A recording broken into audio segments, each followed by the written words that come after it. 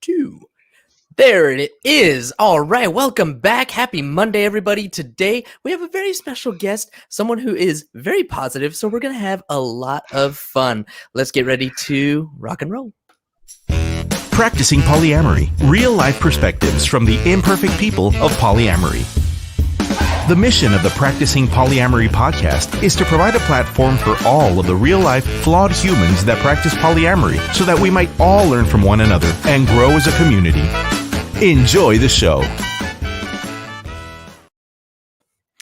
All right, there it is. Welcome back to another fun episode. Before we jump into the show, just want to quickly ask everybody who's listening or watching to please head over to YouTube, do a search for Practicing Polyamory Podcast, and hit that subscribe button. I really want to get to 100 subscribers basically by the end of this week, because this is the last week of February already. So if you could help me reach that goal, I would really, really appreciate that. Love you for it.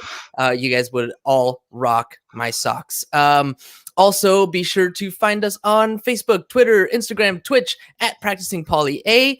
And you know what? I'm just going to roll with it from here. There we go. Brain fart. That's okay. It happens. All right. Ladies and gentlemen, let's just get right into the show. Today's guest is a 5-year practitioner of this polyamorous life, and naturally, they're most fond of spending time with their people. Over the course of their polyam journey, our guest has learned that, just like in monogamous relationships, it takes just the right person with whom we can find a loving partnership. In other words, just because we're able to take on more partners doesn't mean that every polyamorous person out there is a good fit. Everyone practices polyamory a bit differently, and we each need to find partners that are compatible with our polyam style. I'm excited to dive deep into today's polyam discussion with our awesome guest, writer, gamer, kinkster guest. Welcome to the show, Kimani Nakamura.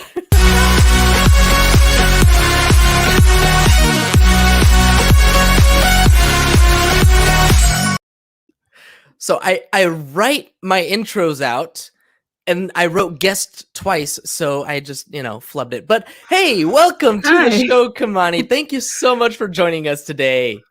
Thank you for having me. It's truly a pleasure. So you have been practicing polyamory for 5 years.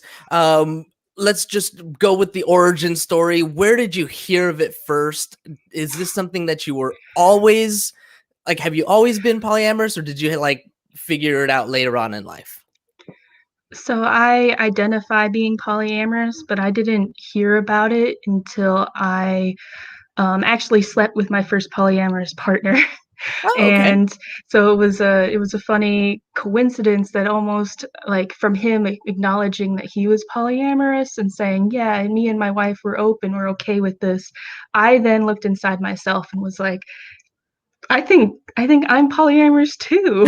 It's one of those things. I wasn't aware that was something a person could do.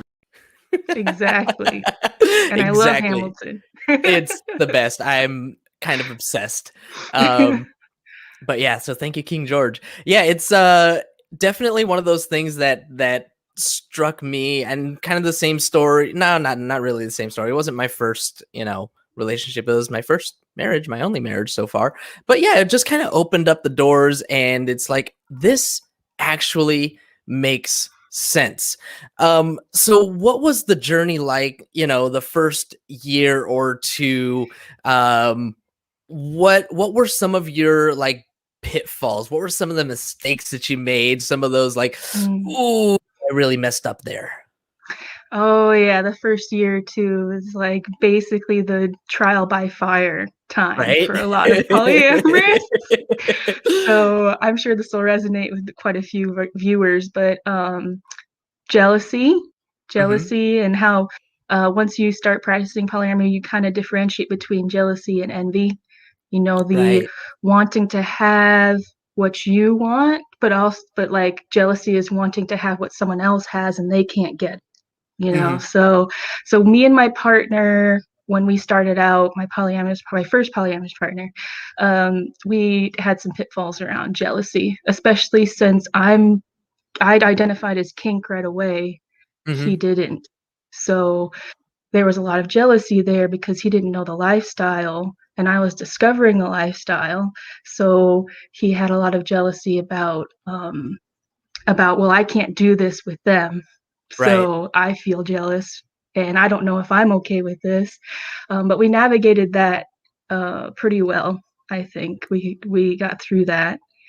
Nice. And we started off with a few rules Mm-hmm. that were a little bit more encompassing than just like have safe sex, and then if you don't, I'll handle me and use protection. It was more controlling than that. Mm-hmm. And gradually we figured out that just wasn't working for us. Yeah. It was preventing sometimes both of us from exploring our relationships to the the most we could. And so we kind of just stripped some of the rules that just weren't working. We're like, hey, we're just going to keep communicating with each other. And if we Nice. find something that's upsetting to us or like a boundary for us, we will individually figure out what we're going to do in that situation. I love That's cool, baby. I mean, you know how it is. right, exactly, Danny, exactly. So you mentioned these two, rules and boundaries, and I know that this is Mhm. something that within the polyamorous community we talk about it a lot. How would you say is the difference between rules and boundaries? That's a great question. So, I would say boundaries for me, because it's so subjective, but boundaries is more efficient for me if I say my personal boundary is something that I do not feel comfortable with. And so I am respecting myself as much as I can to respect our relationship. So it's something that I have control over. I'm not gonna expect anybody else to change or act different because of it, but it will affect me. Mm-hmm. And so, for instance, safe sex, if I don't feel someone in the polycule or my partner is practicing as safe as I want to, I can say, okay, well, my boundary around safe sex is that we will use protection with us, Right. and if you can't, then I feel unsafe, and so we will not have sex. So this is kind of like me taking on that, saying I am not comfortable with this. I cannot participate in this. And then, of course, a respectful partner, if they're respecting my boundaries, will be like, okay, I understand, and I will help you meet this boundary. Whereas a rule would be, I'm not comfortable with what's going on with the polycule. It's not safe enough for me. So your meta or you have to wear condoms with your other relationships. That's a rule that I feel like kind of crosses outside of personal autonomy and goes more into controlling other people's behavior. And I just don't feel like those kinds of things, the rules Mm-hmm. are also like really strict. I feel like that's just not how relationships work. Relationships are fluid. Mm-hmm. Relationships are constantly agreeing and talking with each other. Right. So to say that this is like a rule that everyone has to follow, um, there's going to cause. It just seems like that causes more tension and conflict down the line. 60% of the time, it works every time. Pretty much right. It happens all the time. So this is definitely something that comes up a lot. Rules, agreements, boundaries, all these things. To promote another podcast, the Multiamory podcast, they have had multiple really good episodes on that. So for anybody listening, if you want more insight on rules, agreements, and boundaries, check them out because they are absolutely fantastic and give a really good explanation on those things. But some of the rules that you were talking about that just didn't work, right? You had these rules in Mhm. your relationship and it wasn't working. So how did you overcome that? You said that you were constantly communicating, but I know in my experience, those early years, it was less communicating and more fighting, right? Like the Mhm. communication, I mean, we did okay. We did pretty well. We survived. But there was a lot of fighting. So how did you overcome those things? And what were some of the steps that you took to try and minimize the fighting and increase the communication? Yeah, I think that the difference between fighting and effective communication is really important. So in the beginning, when you don't really know this person really well, like I was getting to know my first polyamorous partner, but like at the same time, I was getting to know what polyamory is for me. Hmm. And then at, the beginning message, right? Polyam isn't the same for everyone. So I Right. was learning what polyam's for me, what polyam is to my partner, and then what polyam is to my additional partners, where now these rules and the are affecting these people. So so when it comes to conflict and conflict resolution, we really had to work on acknowledging what our polyam styles were. Like, Mhm. what were these rules for? What were they Mm, protecting us from? What was the okay. point? So my partner that was asking for more conservative, safe sex practices that seemed to affect my relationships with other people, Mhm, I was like, okay, well, what will make you feel safe? Where is this coming from? Do you mhm, not mhm. trust the other people I'm with?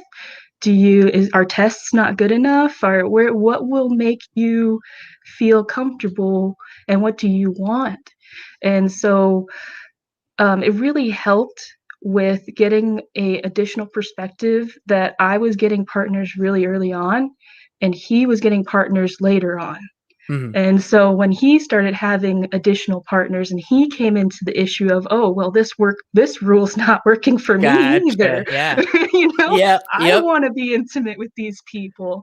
Then he kind of had that additional perspective of, oh, maybe, yeah, maybe this rule is too strict. Maybe this is I don't think it means what you think it means.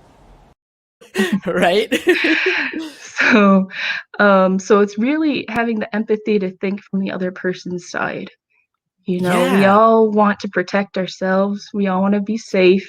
We Mhm, want to mhm. do polyam in our own way, but it also takes recognizing what other people want in their relationships. And where does that rule come from? Is it from insecurity, or is it from like a genuine need? Do you need this to feel safe?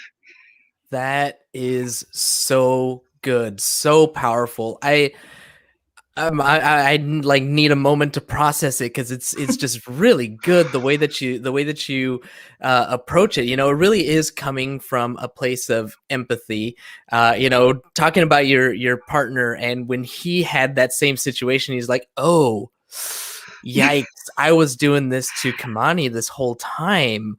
Like it really kind of puts you in that other person's shoes, and That's it's not how it works. That's not how any of this works.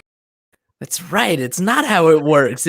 It's different for us to have these kinds of conversations. I think obviously, in monogamy, they're not having these kinds of conversations, or if we were ever monogamous, we weren't having these kinds of conversations.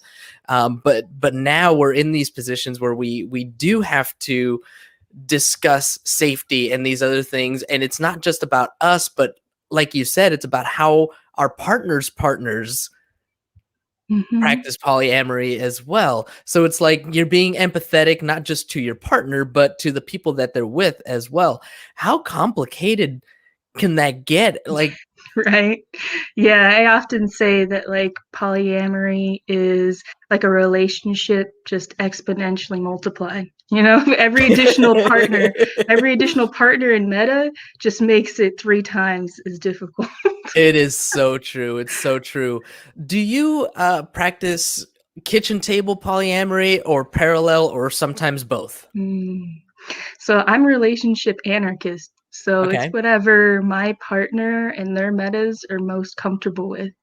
I would certainly not want to expect or have a obligation of a partner and their meta going into a polycule and then not have their personal boundaries respected. Mhm. So I do not push kitchen table. I, as personality-wise, identify with a lot of kitchen table dynamics, like being friends with metas, being Mhm. welcoming, open, honest with everyone. But I understand that in itself can be intimidating for some people. They would Right. rather just do their own thing and take care of their own lives and their own partners, and that's from a relationship anarchist side. I'm like, okay, you do you. You do you. I'll do me, and we will go get along fine. There you go. Nice and easy. Now, as someone who identifies as relationship anarchist, I asked this before. I like to ask this question because so many people are kind of different on this. But Mhm. how is relationship anarchy different from solo polyamory? Ooh, that's a good one. Because I'm also solo poly. Okay, so you um, can be both, right? Why not this is both? We're true. polyamorous. You Why not can be both? both. I think solo polyamory is more a style of how you do polyamory, Hmm. whereas like relationship anarchy is a philosophy of how you do Okay. relationships in general. You can be a relationship anarchist and be monogamous, technically. Okay. You would just be treating your friends and your lover on the same spectrum. So, Got it. um, but yeah, so I would say that's the main thing, is that relationship anarchy is a philosophy that can spread to all different kinds of relationship styles, but solo polyamory is a type of polyamory. Got it. Got it. That's a really good take. I appreciate your insight on that. Um, I don't think that I've heard it quite put that way before. So that's good stuff.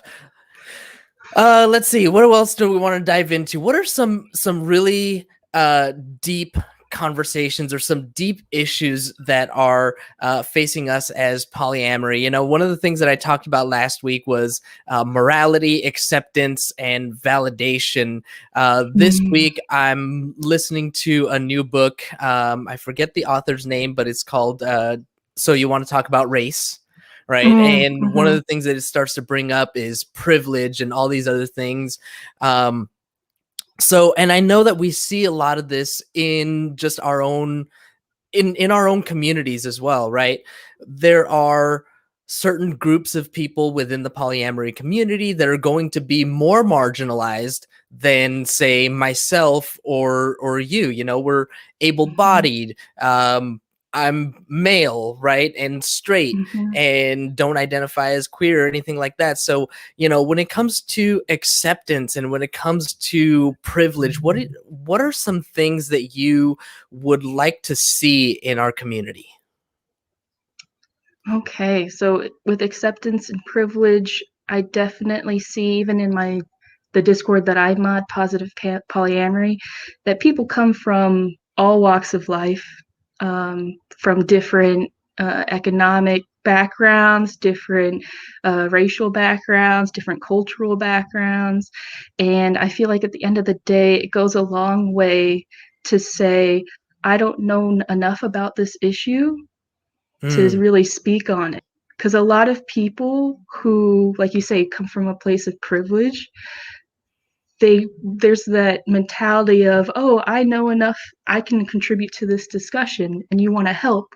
But the problem I find is that not enough people are acknowledging, I don't really know much about racial issues. I don't mhm, really know much about economic issues because I come from a place of privilege. One of my friends on the server said, who is a white woman, said, I'm just here to listen to y'all talk about racial mm, discussions. Like, I am just going to be a supporter and observer because I I ally with this cause, but I mhm, feel like I don't have the mentality to be able to talk about this issue. I would rather listen. And in that way, she gave a huge amount of support to people who were just trying to get this off their chest, just trying to say, hey, this makes me really frustrated about the racial issues in America. And then she's just like, I'm just absorbing all of this and telling you all that I love you. And I'm like, That's gosh, awesome. that was that's such a refreshing take, you Yeah. know?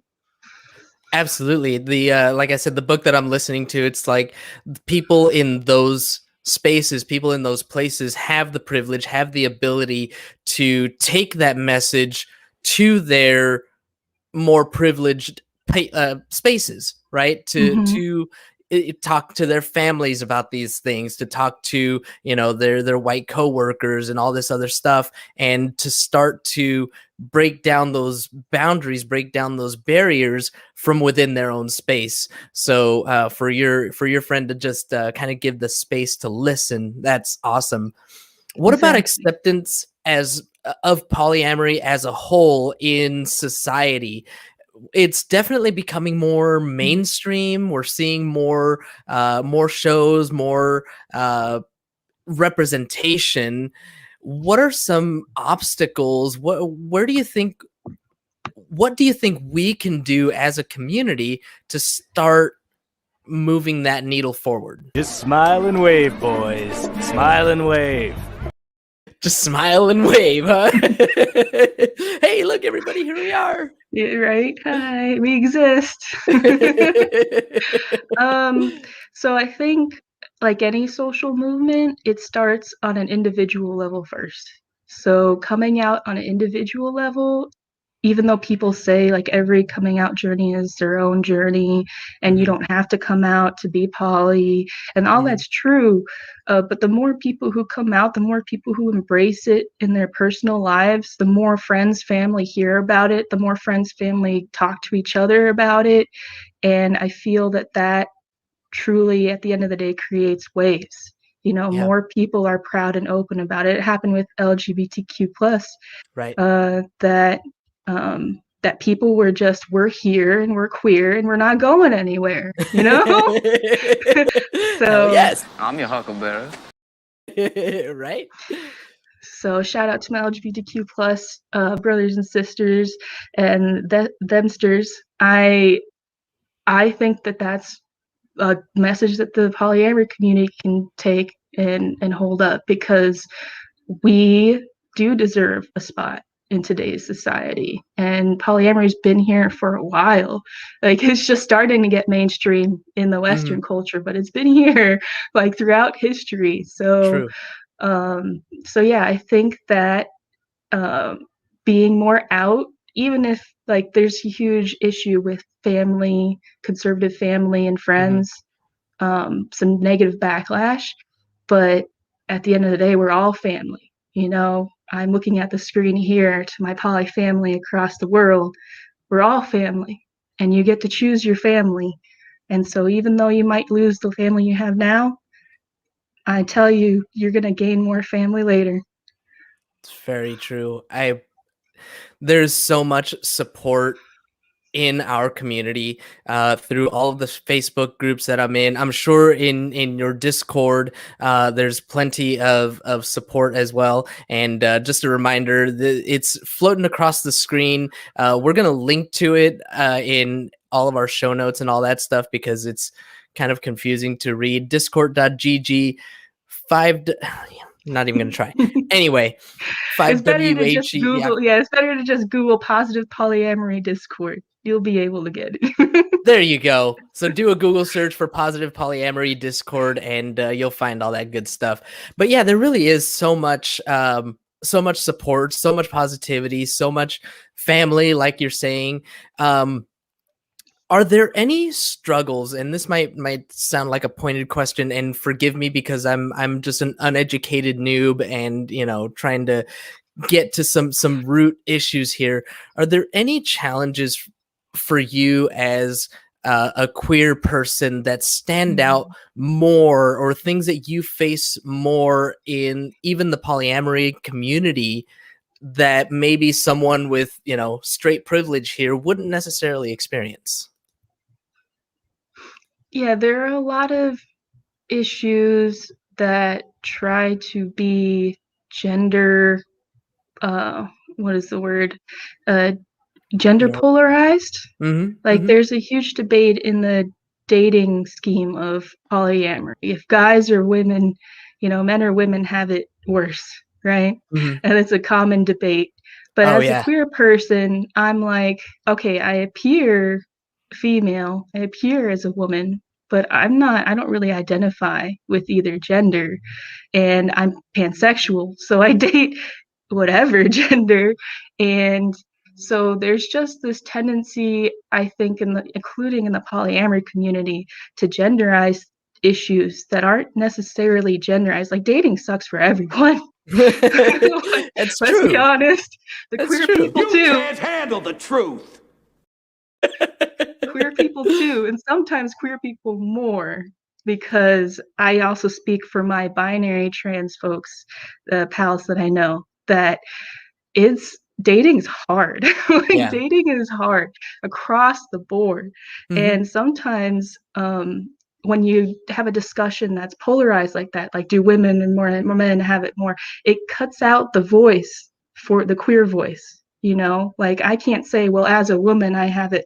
Like, I'm not a woman, I appear as a woman, but I'm agendered, Mhm. and that has its own challenges. I have to find partners that are okay with that, that Right. accept that acknowledge it and understand it, and that's its own challenge.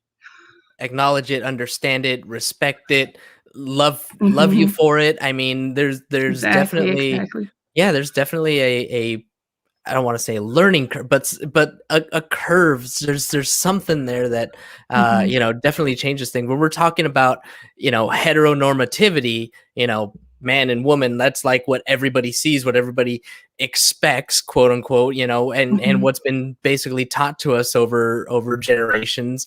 But now, in just the past 20 years, maybe, that it's been pushed that it's not just male and female. Here in California, I want to say in 2019, um, I'm an insurance guy, and so this kind of blew my mind a little bit because I was at this time, a couple of years into my polyamory journey. I was at a I was at a gay bar every Thursday night for karaoke, and so Mhm. this was like my first introduction, I guess. This was like my first time being part of or being around the LGBTQ community as deeply as I was. So there was just a lot of things going on in my head and things that I was learning. And it was in 2019 that in California, there was no longer a price difference for male versus female drivers, and they added non-binary as an option. So these are Oh man, that's all awesome. yeah, right? So these are all like new things, or newer things that society is just starting to come to terms with. And I think polyamory is kind of on that scale where it hasn't been taught. It's, like King George said, I wasn't aware that was something a person could Exactly. Yeah, do, yeah. you know? Mhm. And so we were all getting into this knowledge and getting into society, making our way into society and becoming more known.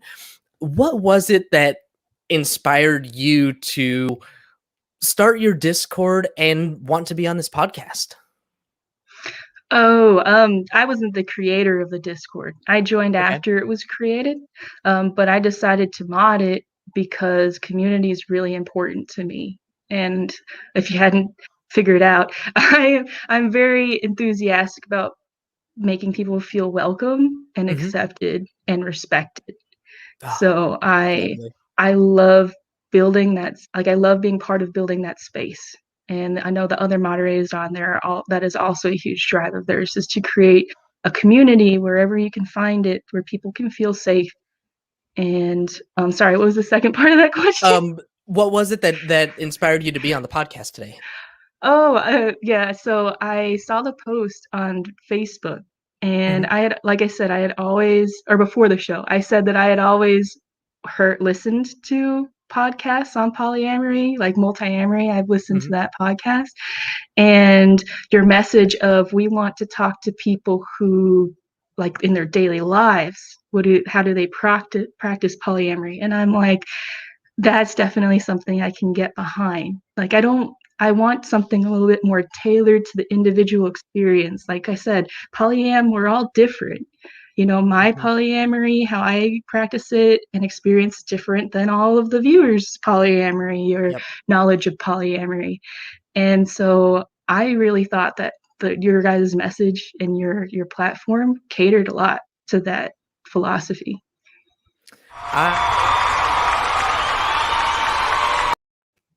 I sure hope so. It is. Thank you for that. That is my goal. It's to bring our community together, to get people, talking about our experiences, many of which are shared experiences, and like you said, to get to the heart of everyday polyamory, as opposed to I don't know, prepared statements, I guess. Well, it's certainly more enjoyable than my average day. That's right. All right, Kimani, one more time, could you tell us how people can find the Positive Polyamory Discord and any other resources that you might want to share? So there are a lot of great Facebook polyamory groups that I definitely would promote if I could list all of them by memory. But there's a community out there. As for my personal community, just Google Positive Polyamory Discord or search on Discord, the Discord board site for all of the Discords available, and search polyamory. Will be right up there. Positive Polyamory. It's a rainbow heart with an infinity symbol right now as our Discord symbol. And we are super welcoming of LGBTQ+, Kinksters, anybody from all walks of life. We're like a family-oriented server. We're not huge, like hundreds of people, but who knows after this, right? So we're trying to develop like a niche where we all feel close, we all feel welcome and accepted, and we're all not afraid to be outgoing and poly. Very cool. Thank you so much, Kimani, for spending some time with us. And also a huge thank you to our live audience for tuning in today. I had a couple of comments here today, so thank you to Fussy Boy and Angela. Thanks for tuning in and dropping some comments. As a reminder for everybody out there, when we're live, you get no commercial interruptions, but the same cannot be said for the podcast downloads. So if you want to avoid the commercial interruptions, be sure to catch us Monday through Wednesday, live at 2:30 Pacific, or sign up for Patreon, where you'll not only get access to our commercial-free RSS, but also Patreon-only content like reaction videos, Q&A with our upcoming professional guests. So thank you again, Kimani, and thank you again to our audience for tuning in, hanging out with us today. As always, please Have a nice day! Thank you for tuning in to the Practicing Polyamory podcast. Would you or someone in your polycule like to be a guest? Sign up at practicingpolyamory.com and join the conversation. Please support us by subscribing, liking, and following us on social media at Practicing Polya by clicking any of the affiliate links on our website or by subscribing at